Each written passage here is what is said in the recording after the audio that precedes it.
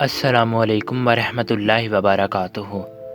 آج کی ہم اس ویڈیو میں جس ناول کے متعلق پڑھیں گے وہ ہے عمیرہ احمد کا ایک مشہور ناول پیر کامل۔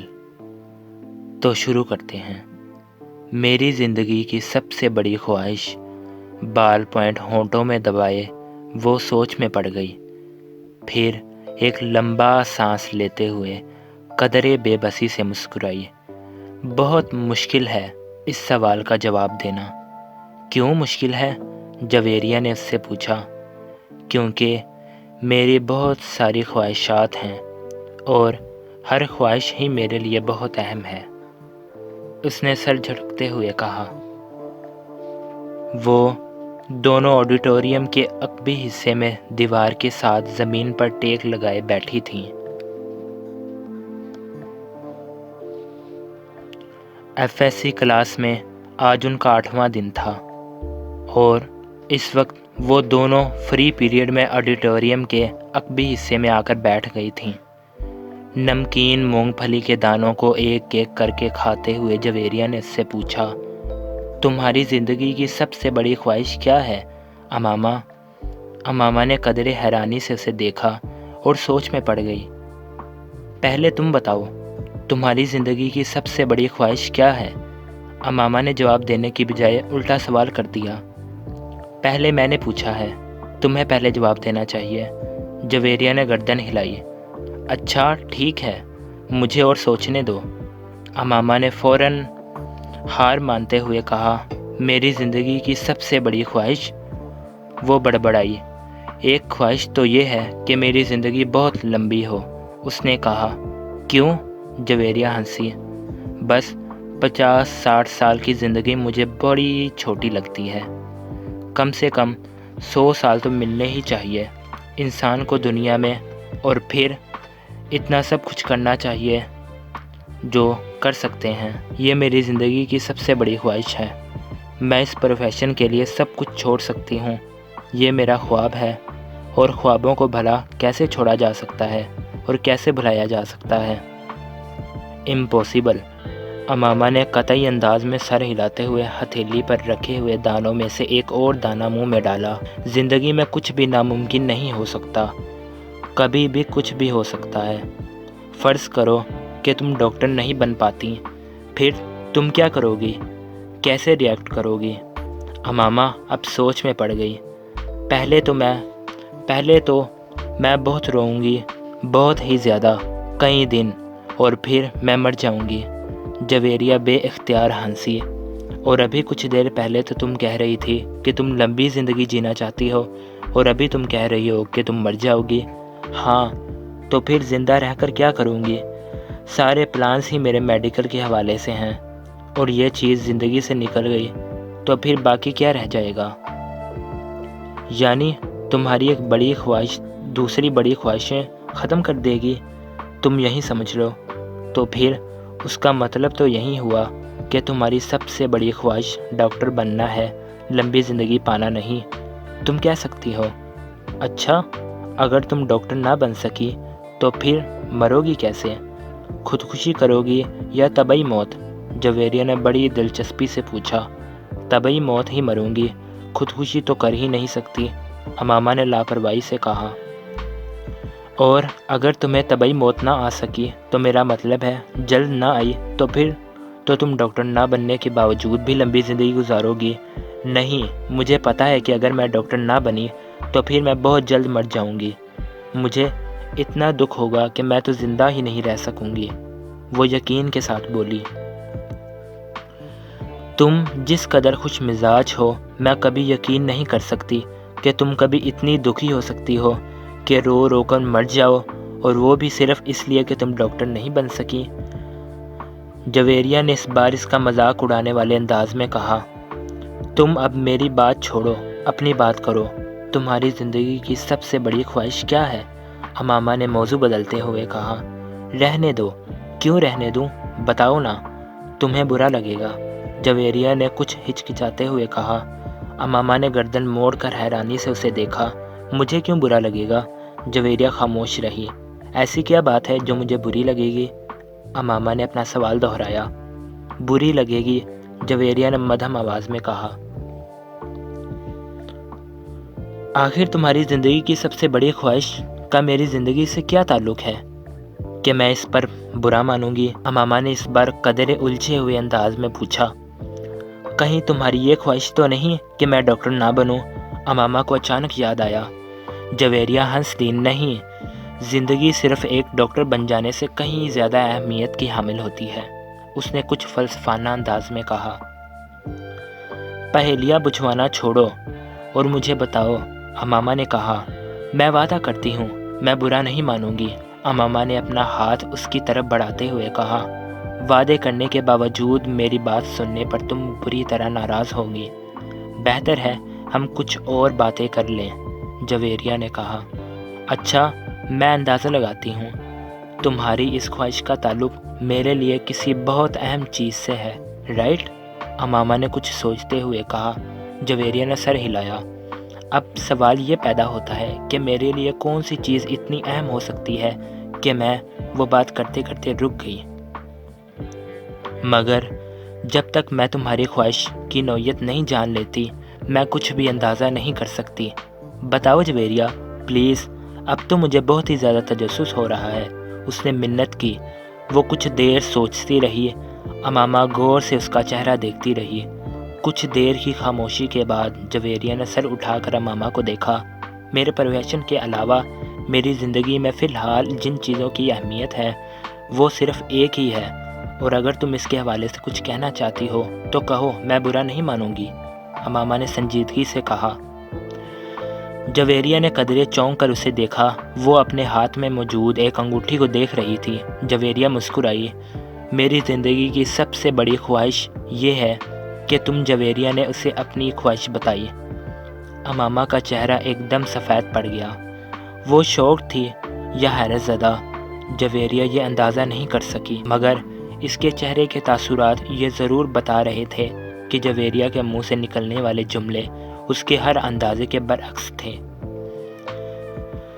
میں نے تم سے کہا تھا نا تم برا مانو گی، جویریہ نے جیسے صفائی پیش کرنے کی کوشش کی، مگر امامہ کچھ کہے بغیر اسے دیکھتی رہی۔ معز حلق کے بل چلاتا ہوا درد سے دوہرا ہو گیا۔ اس کے دونوں ہاتھ اپنے پیٹ پر تھے۔ اس کے سامنے کھڑے 12 سالہ لڑکے نے اپنی پھٹی ہوئی ٹی شرٹ کی آستین سے اپنی ناک سے بہتا ہوا خون صاف کیا اور ہاتھ میں پکڑے ہوئے ٹینس ریکٹ کو ایک بار پھر پوری قوت سے معز کی ٹانگ پر دے مارا۔ معز کے حلق سے ایک بار پھر چیخ نکلی اور وہ اس بار سیدھا ہو گیا۔ کچھ بے یقینی کی عالم میں اس نے خود سے 2 سال چھوٹے بھائی کو دیکھا جو اب بغیر کسی لحاظ اور مروت کے اسے اس ریکٹ سے پیٹ رہا تھا جو معز کچھ دیر پہلے اسے پیٹنے کے لیے لے کر آیا تھا۔ اس ہفتے میں ان دونوں کے درمیان ہونے والا یہ تیسرا جھگڑا تھا اور تینوں بار جھگڑا شروع کرنے والا اس کا چھوٹا بھائی تھا۔ معز اور اس کے تعلقات ہمیشہ ہی ناخوشگوار تھے۔ ان کا جھگڑا بچپن سے لے کر اب سے کچھ پہلے تک صرف زبانی کلامی باتوں اور دھمکیوں تک ہی محدود رہتا تھا، مگر اب کچھ عرصے سے وہ دونوں ہاتھا پائی پر بھی اتر آئے تھے۔ آج بھی یہی ہوا تھا۔ وہ دونوں اسکول سے اکٹھے واپس آئے تھے اور گاڑی سے اترتے ہوئے اس کے چھوٹے بھائی نے بڑی درشتی کے ساتھ پیچھے ڈگی سے اس وقت اپنا بیگ کھینچ کر نکالا جب معز اپنا بیگ نکال رہا تھا۔ بیگ کھینچتے ہوئے معز کے ہاتھ کو بری طرح رگڑ آئی۔ معز بری طرح تل ملایا۔ تم اندھے ہو چکے ہو؟ وہ اطمینان سے اپنا بیگ اٹھائے بے نیازی سے اندر جا رہا تھا۔ معز کے چلانے پر اس نے پلٹ کر اس کو دیکھا اور لاؤنج کا دروازہ کھول کر اندر چلا گیا۔ معز کے تن بدن میں جیسے آگ لگ گئی۔ وہ تیز قدموں سے اس کے پیچھے چل دیا اور اندر آ گیا۔ اگر دوبارہ تم نے ایسی حرکت کی تو میں تمہارا ہاتھ توڑ دوں گا۔ اس کے قریب پہنچتے ہوئے معز ایک بار پھر دھاڑا۔ اس نے بیگ کندھے سے اتار کر نیچے رکھ دیا اور دونوں ہاتھ کمر پر رکھ کر کھڑا ہو گیا۔ نکالوں گا؟ تم کیا کرو گے؟ ہاتھ توڑو گے؟ اتنی ہمت ہے؟ یہ میں تمہیں اس وقت بتاؤں گا جب تم دوبارہ یہ حرکت کرو گے۔ معز اپنے کمرے کی طرف بڑھا، مگر اس کے بھائی نے پوری قوت سے اس کا بیگ کھینچتے ہوئے اسے رکنے پر مجبور کر دیا۔ نہیں، تم مجھے ابھی بتاؤ۔ اس نے معز کا بیگ اٹھا کر دور پھینک دیا۔ معز کا چہرہ سرخ ہو گیا اس نے زمین پر پڑا ہوا اپنے بھائی کا بیگ اٹھا کر دور اچھال دیا۔ ایک لمحے کے انتظار کیے بغیر اس کے بھائی نے پوری قوت سے موئز کی ٹانگ پر ٹھوکر ماری۔ جواباً اس نے پوری قوت سے چھوٹے بھائی کے منہ پر مکہ مارا جو اس کی ناک پر لگا۔ اگلے ہی لمحے اس کی ناک سے خون ٹپکنے لگا۔ اتنے شدید حملے کے باوجود اس کے حلق سے کوئی آواز نہیں نکلی تھی۔ اس نے موئز کی ٹائی کھینچتے ہوئے اس کا گلا دبانے کی کوشش کی۔ موئز نے جواباً اس کی شرٹ کو کولر سے کھینچا۔ اسے شرٹ کے پھٹنے کی آواز آئی۔ اس نے پوری قوت سے اپنے چھوٹے بھائی کے پیٹ میں مکہ مارا۔ اس کے بھائی کے ہاتھ سے اس کی ٹائی نکل گئی۔ ٹھہرو، میں تمہیں اب تمہارا ہاتھ توڑ کر دکھاتا ہوں۔ موئز نے اسے گالیاں دیتے ہوئے لاؤنج کے ایک کونے میں پڑے ہوئے ایک ریکٹ کو اٹھا لیا اور اپنے چھوٹے بھائی کو مارنے کی کوشش کی، مگر اگلے ہی لمحے ریکٹ اس کے بھائی کے ہاتھ میں تھا۔ اس نے پوری قوت سے گھما کر اتنی برق رفتاری کے ساتھ اس ریکٹ کو موئز کے پیٹ میں مارا کہ وہ سنبھل یا خود کو بچا بھی نہیں سکا۔ اس نے یکے بعد دیگرے اس کی کمر اور ٹانگ پر ریکٹ برسا دیے۔ اندر سے ان دونوں کا بڑا بھائی اشتعال کے عالم میں باہر لاؤنج میں آیا۔ کیا تکلیف ہے تم دونوں کو؟ گھر میں آتے ہی ہنگامہ شروع کر دیا۔ اس کو دیکھتے ہی چھوٹے بھائی نے اٹھا ہوا ریکٹ نیچے کر لیا تھا۔ اور تمہیں شرم نہیں آتی اپنے سے بڑے بھائی کو مارتے ہوئے؟ اس کی نظر اب اس کے ہاتھ میں پکڑے ریکٹ پر پڑ گئی۔ نہیں آتی، اس نے بڑی ڈھٹائی کے ساتھ کہتے ہوئے ریکٹ ایک طرف اچھال دیا اور بڑی بے خوفی سے کچھ فاصلے پر پڑا ہوا اپنا بیگ اٹھا کر اندر جانے لگا۔ موئز نے بلند آواز میں سیڑھیاں چڑھتے ہوئے اپنے چھوٹے بھائی سے کہا، تم کو اس کا خمیازہ بھگتنا پڑے گا۔ وہ ابھی تک اپنی ٹانگ سہلا رہا تھا۔ شور، وائی نوٹ؟ ہاں، کیوں نہیں؟ ایک عجیب سی مسکراہٹ کے ساتھ سیڑھیوں کے آخری سرے پر رک کر اس نے موئز سے کہا، اگلی بار تم بیٹ لے کر آنا، ٹینس ریکٹ سے کچھ مزہ نہیں آیا۔ تمہاری کوئی ہڈی نہیں ٹوٹی؟ موئز کو اشتعال آ گیا۔ تم اپنی ناک کو سنبھالو، وہ یقیناً ٹوٹ گئی ہے۔ موئز غصے کے عالم میں سیڑھیوں کو دیکھتا رہا جہاں کچھ دیر پہلے وہ کھڑا تھا۔ مسز سمانتھا چرچ نے دوسری رو میں کھڑکی کے ساتھ پہلی کرسی پر بیٹھے ہوئے اس لڑکے کو چوتھی بار گھورا۔ وہ اس وقت بھی بڑی بے نیازی سے کھڑکی سے باہر دیکھنے میں مصروف تھا۔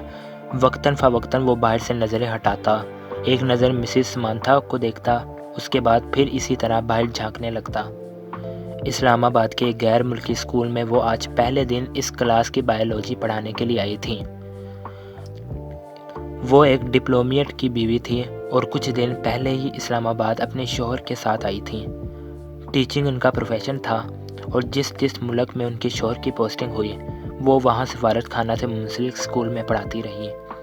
اپنے سے پہلے بائیولوجی پڑھانے والی ٹیچر مسز میرین کی اسکیم آف ورک کو جاری رکھتے ہوئے انہوں نے کلاس کے ساتھ کچھ ابتدائی تعارف اور گفتگو کے بعد دل اور نظام دوران خون کی ڈایاگرام رائٹنگ بورڈ پر بناتے ہوئے اسے سمجھانا شروع کر دیا۔ ڈایاگرام کی وضاحت کرتے ہوئے انہوں نے اس لڑکے کو کھڑکی سے باہر جھانکتے ہوئے دیکھا۔ پرانی تکنیک کا استعمال کرتے ہوئے اپنی نظریں اس لڑکے پر مرکوز رکھتے ہوئے انہوں نے اچانک بولنا بند کر دیا۔ کلاس میں یکدم خاموشی چھا گئی۔ اس لڑکے نے سر گھما کر اندر دیکھا۔ مسز سمانتھا سے اس کی نظریں ملیں۔ مسز سمانتھا مسکرائیں اور ایک بار پھر انہوں نے اپنا لیکچر شروع کر دیا۔ کچھ دیر تک انہوں نے اسی طرح بولتے ہوئے اپنی نظریں اس لڑکے پر رکھیں جو اپنے سامنے پڑی نوٹ بک پر کچھ لکھنے میں مصروف تھا۔ اس کے بعد مسز سمانتھا نے اپنی توجہ کلاس میں موجود دوسرے اسٹوڈنٹ پر مرکوز کر لی۔ ان کا خیال تھا وہ خاصا شرمندہ ہو چکا ہے، دوبارہ باہر نہیں دیکھے گا، مگر صرف 2 منٹ کے بعد انہوں نے اسے ایک بار پھر کھڑکی سے باہر متوجہ دیکھا۔ وہ ایک بار پھر بولتے بولتے خاموش ہو گئیں۔ بلا توقف اس لڑکے نے گردن موڑ کر پھر ان کی طرف دیکھا۔ اس بار مسز سمانتھا مسکرائی نہیں بلکہ قدر سنجیدگی سے اسے دیکھتی ہوئی ایک بار پھر لیکچر دینا شروع کر دیا۔ چند لمحے گزرنے کے بعد انہوں نے رائٹنگ بورڈ کو دیکھنے کے بعد دوبارہ اس لڑکے کو دیکھا تو وہ ایک بار پھر کھڑکی سے باہر کچھ دیکھنے میں مصروف تھا۔ اس بار غیر محسوس طور پر ان کے چہرے پر کچھ ناراضی نمودار ہوئی اور وہ کچھ جھنجھلاتے ہوئے خاموش ہوئی۔ ان کے خاموش ہوتے اس لڑکے نے کھڑکی کے باہر سے اپنی نظریں ہٹا کر ان کی طرف دیکھا۔ اس بار اس لڑکے کے ماتھے پر بھی کچھ شکنیں تھیں۔ ایک نظر مسز سمانتھا کو ناگواری سے دیکھ کر وہ ایک بار پھر کھڑکی سے باہر دیکھنے لگا۔ اس کا انداز اس قدر توہین آمیز تھا کہ مسز سمانتھا کا چہرہ سرخ ہو گیا۔ سالار، تم کیا دیکھ رہے ہو؟ انہوں نے سختی سے پوچھا۔ نتھنگ، ایک لفظی جواب آیا۔ وہ اب اسے چپتی ہوئی نظروں سے دیکھ رہا تھا۔ تمہیں پتہ ہے میں کیا پڑھا رہی ہوں؟ ہوپ سو، اس نے اتنے روڈ انداز میں کہا کہ سمانتھا نے یکدم ہاتھ میں پکڑا ہوا مارکر کیپ سے بند کر کے ٹیبل پر پھینک دیا۔ یہ بات ہے تو پھر یہاں آؤ اور یہ ڈایاگرام بنا کر اس کو لیبل کرو۔ انہوں نے اسفنج کے ساتھ رائٹنگ بورڈ کو صاف کرتے ہوئے کہا۔ یکے بعد دیگرے لڑکے کے چہرے پر کئی رنگ آئے۔ انہوں نے کلاس میں بیٹھے ہوئے اسٹوڈنٹ کو آپس میں نظروں کا تبادلہ کرتے دیکھا۔ وہ لڑکا اب سرد نظروں کے ساتھ سمانتھا کو دیکھ رہا تھا۔ جیسے ہی انہوں نے رائٹنگ بورڈ سے آخری نشان صاف کیا، وہ اپنی کرسی سے جھٹکے کے ساتھ اٹھا۔ تیز قدموں کے ساتھ اس نے ٹیبل پر پڑا ہوا مارکر اٹھایا اور برق رفتاری کے ساتھ رائٹنگ بورڈ پر ڈایاگرام بنانے لگا۔ پورے 2 منٹ 57 سیکنڈ کے بعد اس نے مارکر کیپ لگا کر اسے میز پر اسی انداز میں اچھالا جس انداز میں سمانتھا نے اچھالا تھا۔ سمانتھا کی طرف دیکھے بغیر اپنی کرسی پر آ کر بیٹھ گیا۔ مسز سمانتھا نے اسے مارکر اچھالتے یا اپنی کرسی کی طرف جاتے نہیں دیکھا۔ وہ بے یقینی کے عالم میں رائٹنگ بورڈ پر 3 منٹ سے بھی کم عرصہ میں بنائے جانے والی اس لیبل ڈایاگرام کو دیکھتی رہی جسے بنانے میں انہوں نے 10 منٹ لیے تھے۔ وہ ان کے ڈایاگرام سے زیادہ اچھی تھی۔ وہ کہیں بھی معمولی سی غلطی بھی نہیں ڈھونڈ سکی۔ کچھ خفیف سی ہوتے ہوئے انہوں نے گردن موڑ کر ایک بار پھر اس لڑکے کو دیکھا۔ وہ پھر کھڑکی سے باہر دیکھ رہا تھا۔ وسیم نے تیسری بار دروازے پر دستک دی۔ اس بار اندر سے امامہ کی آواز آئی۔ کون ہے؟ امامہ، میں ہوں، دروازہ کھولو، وسیم نے دروازے سے اپنا ہاتھ اٹھاتے ہوئے کہا۔ اندر خاموشی چھا گئی۔ کچھ دیر بعد دروازے کا لاک کھلنے کی آواز سنائی دی۔ وسیم نے دروازے کے ہینڈل کو گھما کر دروازہ کھول دیا۔ امامہ اس کی جانب پشت کیے اپنے بیڈ کی طرف بڑھی۔ تمہیں اس وقت کیا کام آن پڑا مجھ سے؟ آخر تم نے اتنی جلدی دروازہ کیوں بند کر لیا تھا؟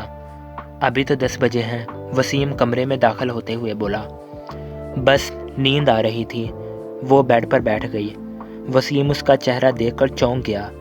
تم رو رہی تھی؟ بے اختیار اس کے منہ سے نکلا۔ امامہ کی آنکھیں سرخ اور سوجی ہوئی تھیں اور وہ اس سے نظریں چرانے کی کوشش کر رہی تھی۔ وسیم نے اس کے پاس بیٹھتے ہوئے اس کا ہاتھ پکڑ کر ٹیمپریچر چیک کرنے کی کوشش کی۔ کہیں بخار تو نہیں ہے؟ اس نے کچھ تفتیش بھرے انداز میں کہا اور پھر ہاتھ چھوڑ دیا۔ بخار تو نہیں ہے؟ پھر تم کوئی ٹیبلٹ لے لیتی۔ میں لے چکی ہوں۔ اچھا، تم سو جاؤ، میں باتیں کرنے آیا تھا مگر اب اس حالت میں کیا باتیں کروں تم سے؟ وسیم نے قدم باہر کی طرف بڑھاتے ہوئے کہا۔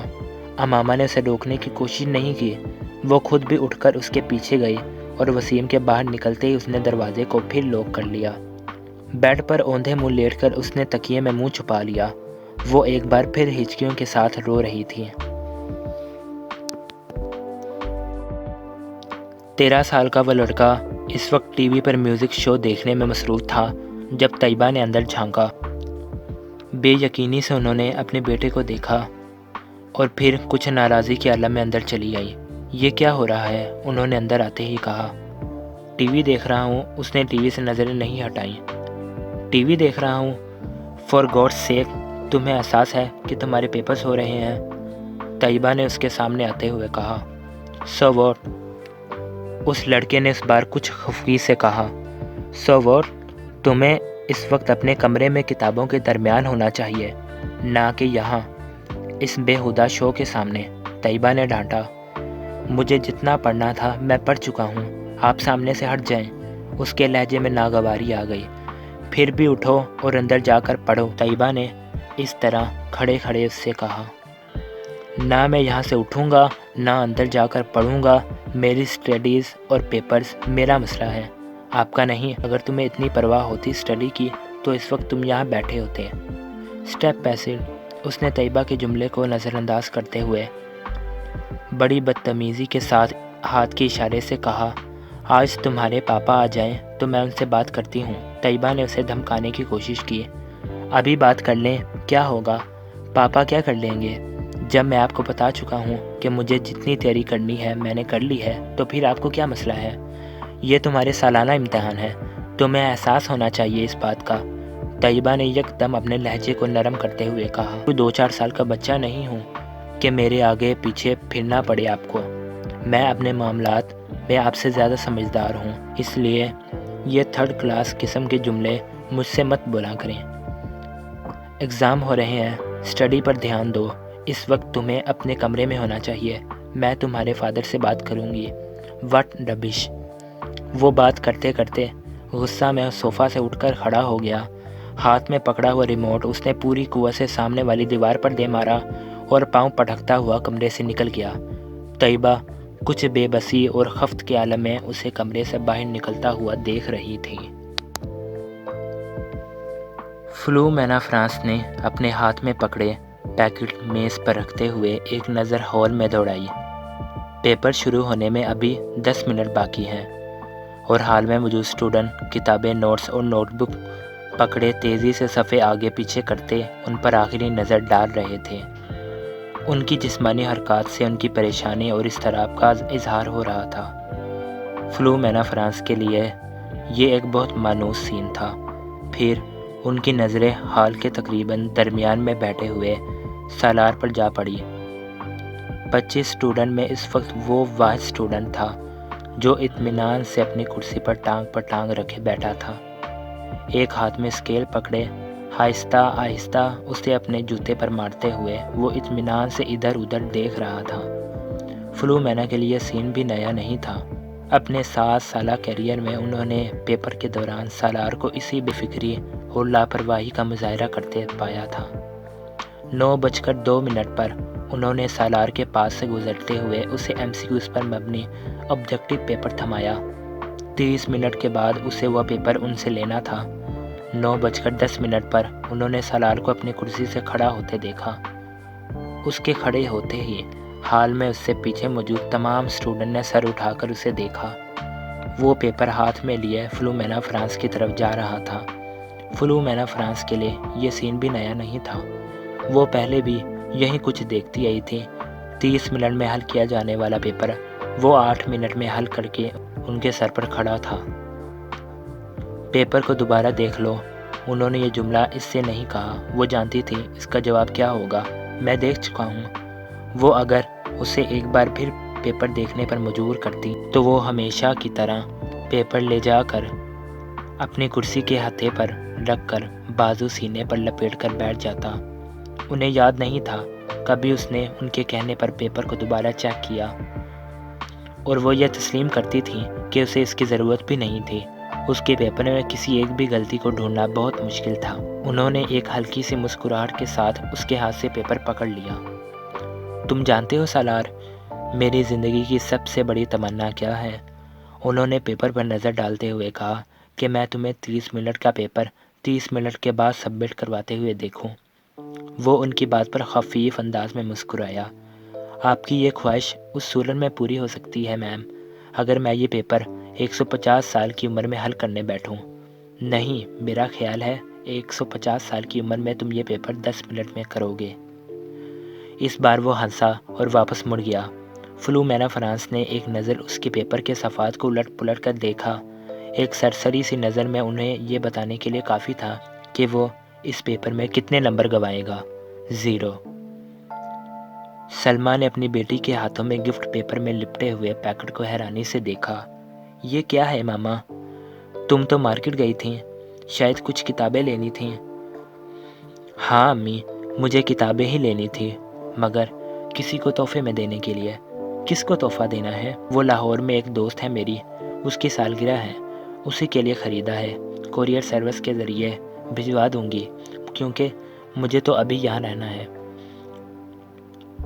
لاؤ پھر مجھے دے دو، یہ پیکٹ میں وسیم کو دوں، وہ بھجوا دے گا۔ نہیں امی، میں ابھی نہیں بھجواؤں گی، ابھی اس کی سالگرہ کی تاریخ نہیں آئی۔ سلمہ کو لگا جیسے وہ یکدم گھبرا گئی ہو۔ انہیں حیرانی ہوئی، کیا یہ گھبرانے والی بات تھی؟ 3 سال پہلے امامہ کی وجہ سے انہیں بہت زیادہ پریشانی کا سامنا کرنا پڑا تھا۔ انہیں اور ان کے شوہر ہاشم کو، وہ تب اپنی بیٹی کے بارے میں بہت فکر مند تھیں۔ اور ہاشم ان سے زیادہ، مگر پچھلے 3 سال میں سب کچھ ٹھیک ہو گیا تھا۔ وہ دونوں اب اس کی طرف سے مکمل طور پر مطمئن تھے، خاص طور پر اسجد سے اس کی نسبت طے کر کے۔ وہ جانتی تھی امامہ اسجد کو پسند کرتی ہے، اور صرف وہی نہیں، اسجد کو کوئی بھی پسند کر سکتا ہے۔ وہ ہر لحاظ سے اچھا لڑکا تھا۔ وہ یہ بھی جانتی تھی کہ وہ اسجد سے نسبت طے ہونے پر بہت خوش تھی۔ اسجد اور اس کے درمیان پہلے بھی خاصی دوستی تھی اور بے تکلفی تھی، مگر بعض دفعہ انہیں لگتا جیسے وہ وقت گزرنے کے ساتھ ساتھ بہت چپ ہوتی جا رہی ہیں۔ وہ پہلے ایسی نہیں تھی، مگر اب وہ اسکول جانے والی بچی بھی تو نہیں رہی، میڈیکل کالج کی اسٹوڈنٹ ہے، پھر وقت بھی کہاں ہوتا ہے اس کے پاس۔ سلمیٰ ہمیشہ خود کو تسلی دے لیتی ہیں۔ وہ ان کی سب سے چھوٹی بیٹی تھیں۔ بڑی دونوں بیٹیوں کی وہ شادی کر چکی تھیں، ایک بیٹے کی بھی شادی کر چکی تھیں، جبکہ 2 بیٹے اور امامہ غیر شادی شدہ تھے۔ اچھا ہی ہے کہ یہ سنجیدہ ہوتی جا رہی ہے، لڑکیوں کے لیے سنجیدگی اچھی ہوتی ہے۔ انہیں جتنی جلدی اپنی ذمہ داریوں کا احساس ہو جائے اتنا ہی اچھا ہوتا ہے۔ سلمیٰ نے ایک گہری سانس لیتے ہوئے امامہ سے نظریں اٹھا لیں۔ وہ چھٹیوں میں گھر آئی ہوئی تھی اور جتنے دن وہ یہاں رہتی ان کی نظریں اسی پر مرکوز رہتی۔ پتہ نہیں یہ ساجد کہاں رہ گیا، جو بھی کام اس کے ذمہ لگاؤ بس بھول ہی جاؤ۔ انہیں اچانک اپنے ملازم کا خیال آیا جس کے پیچھے وہ لاؤنج میں آئی تھی۔ بڑبڑاتے ہوئے وہ لاؤنج سے نکل گئی۔ یہ نیو ایئر نائٹ تھی۔ نیا سال شروع ہونے میں 30 منٹ باقی تھے۔ 10 لڑکوں پر مشتمل 14-15 سال کے لڑکوں کا وہ گروپ پچھلے 2 گھنٹے سے اپنے موٹر سائیکل پر شہر کی مختلف سڑکوں پر اپنے کرتب دکھانے میں مصروف تھا۔ ان میں سے چند نے اپنے ماتھے پر چمکدار بینڈ باندھے تھے جن پر نئے سال کے حوالے سے مختلف پیغامات درج تھے۔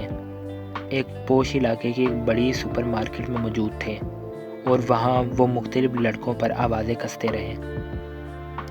اپنی بائکس پر سوار اب مختلف چکر لگا رہے تھے۔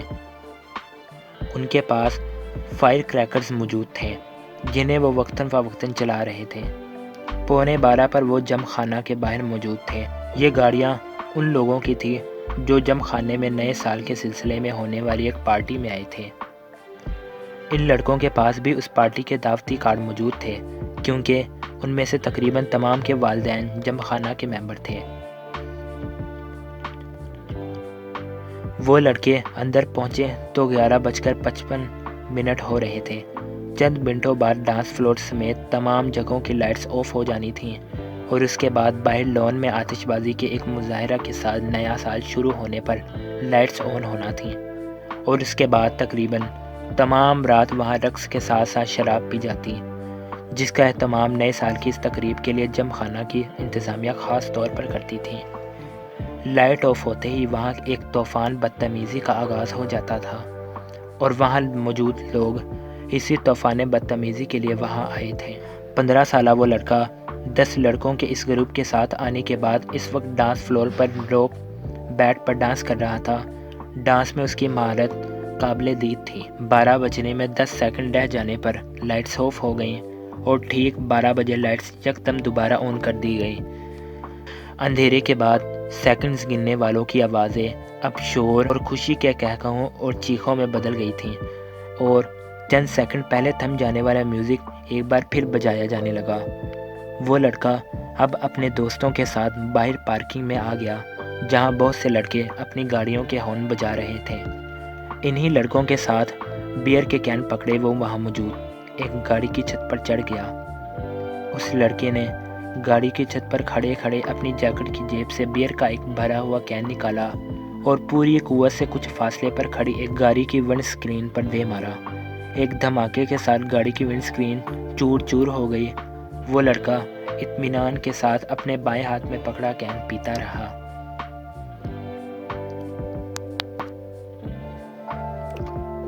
وہ پچھلے آدھے گھنٹے سے کامران کو ویڈیو گیم کھیلتے ہوئے دیکھ رہا تھا۔ اسکرین پر موجود اسکور میں کوئی خاص اضافہ نہیں ہو رہا تھا۔ شاید اس کی وجہ وہ مشکل ٹریک تھا جس پر کامران کو گاڑی ڈرائیو کرنی تھی۔ سالار لاؤنج کے صوفوں میں سے ایک صوفے پر بیٹھا اپنی نوٹ بک پر کچھ لکھنے میں مصروف تھا، مگر وقتاً فوقتاً نظر اٹھا کر ٹی وی اسکرین کو بھی دیکھ رہا تھا جہاں کامران اپنی جدوجہد میں مصروف تھا۔ ٹھیک آدھا گھنٹہ بعد اس نے نوٹ بک بند کر کے سامنے پڑی میز پر رکھ دی، پھر منہ پر ہاتھ رکھ کر جمائی روکی، دونوں ٹانگیں سامنے پڑی میز پر رکھ کر اور دونوں ہاتھوں کی انگلیاں سر کے پیچھے باندھ کر وہ کچھ دیر اسکرین کو دیکھتا رہا، جہاں کامران اپنے تمام چانسز ضائع کرنے کے بعد ایک بار پھر نیا گیم کھیلنے کی تیاری کر رہا تھا۔ کیا پرابلم ہے کامران؟ سالار نے کامران کو مخاطب کیا۔ ایسے ہی نیا گیم لے کر آیا ہوں، مگر اسکور کرنے میں بڑی مشکل ہو رہی ہے، کامران نے بیزاری سے کہا۔ اچھا مجھے دکھاؤ۔ اس نے صوفے سے اٹھ کر ریموٹ کنٹرول اس کے ہاتھ سے لے لیا۔ کامران نے دیکھا پہلے 20 سیکنڈ میں ہی سالار اسے جس سپیڈ پر دوڑا رہا تھا اس سپیڈ پر کامران اب تک نہیں دوڑا پا رہا تھا۔ جو ٹریک اسے بہت مشکل لگ رہا تھا وہ سالار کے سامنے ایک بچگانہ چیز محسوس ہو رہا تھا۔ 1 منٹ بعد وہ جس سپیڈ پر گاڑی دوڑا رہا تھا اس سپیڈ پر کامران کے لیے اس پر نظریں جمانا مشکل ہو گیا، جبکہ سالار اس سپیڈ پر بھی گاڑی کو مکمل طور پر کنٹرول کیے ہوئے تھا۔ 3 منٹ کے بعد کامران نے پہلی بار گاڑی کو ڈگمگاتے ہوئے ٹریک سے اتر کر دھماکے کے ساتھ تباہ کرتے دیکھا۔ کامران نے کچھ مسکراتے ہوئے مڑ کر سالار کو دیکھا۔ گاڑی کیوں تباہ ہوئی تھی؟ وہ جان گیا تھا ریموٹ اب سالار کے ہاتھ کے بجائے میز پر پڑا تھا اور وہ اپنی نوٹ بک اٹھائے کھڑا ہو رہا تھا۔ کامران نے سر اٹھا کر اسے دیکھا۔ بہت بورنگ گیم ہے، سالار نے تبصرہ کیا اور کامران کی ٹانگوں کو پھلانگتے ہوئے لاؤنج سے باہر نکل گیا۔ کامران ہونٹ بھنجے 7 ہندسوں پر مبنی اس اسکور کو دیکھ رہا تھا جو اسکرین کے ایک کونے میں جگمگا رہا تھا۔ کچھ نہ سمجھ میں آنے والے انداز میں اس نے بیرونی دروازے کو دیکھا جس سے وہ غائب ہوا تھا۔